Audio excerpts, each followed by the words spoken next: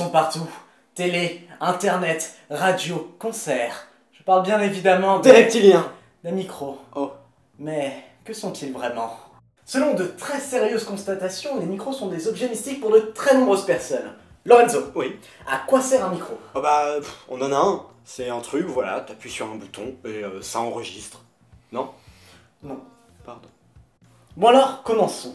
Le micro, c'est extrêmement simple, mais dans la musique, c'est même essentiel. Sans micro, adieu les douces musiques sur ton téléphone, adieu les concerts au Stade de France, adieu toutes ces longues heures d'autoroute accompagnées de ton autoradio. Et pour autant, le micro n'a qu'une seule et unique utilité, la conversion. Il va convertir un signal analogique, mon clapement de main, Ma voix quand je parle. et le son de mes cordes. En un signal électrique. Donc en effet, le son, notre signal acoustique, c'est pour ceux qui ne suivaient pas, est une onde mécanique transversale. Elle va donc se propager de proche en proche dans un mouvement qui va ressembler à une espèce de vibration. Et c'est là que ça se complique, parce que ce dispositif n'est pas le même selon les micros. Lorsque l'on distingue micro à ruban avec micro électrostatique, on distingue le dispositif qui sert à convertir le signal sonore à partir de la pression acoustique exercée sur la membrane due à la vibration. Mais sans déconner, depuis quand tu fais ça? Aucune idée. Mais par contre, je sais qu'il y a autre chose qui peut distinguer les micros entre eux, leur directivité. Si je vous montre ces dessins, à quoi pensez-vous?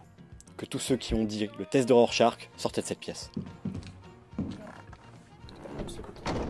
Il s'agit en fait de schémas qui donnent la directivité des micros. En effet, il peut être intéressant de connaître la directivité de son micro selon les conditions dans lesquelles on se trouve. Je suis en plein concert et c'est ma voix que je veux que l'on entende. Eh bien, j'utilise tout simplement un micro avec une très forte directivité ou cardioïde. Je suis en répète et j'aimerais avoir une petite idée de comment sonne le groupe en entier. J'ai besoin d'un son d'ambiance, j'utilise un micro à directivité omnidirectionnelle. Il peut aussi s'agir du type de micro dans la forme même. Pour un interview, on va plutôt vouloir privilégier les micros qui sont proches de la source pour obtenir un signal plus correct, d'où l'utilisation des micros cravates. Mais dans une série ou un film, on ne veut plus voir de micros. On va donc prendre un micro cardioïde comme celui-ci, que l'on mettra au bout d'une perche.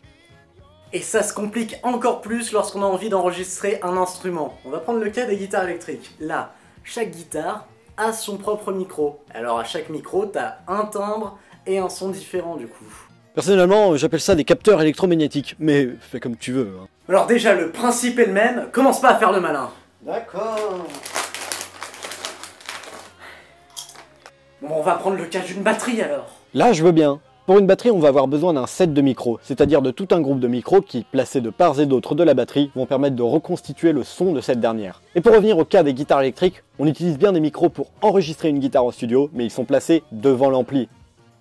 Bon, et bien c'est sur cette auto-promo que je vous laisse. On retrouve maintenant Dylan qui va nous présenter un petit groupe.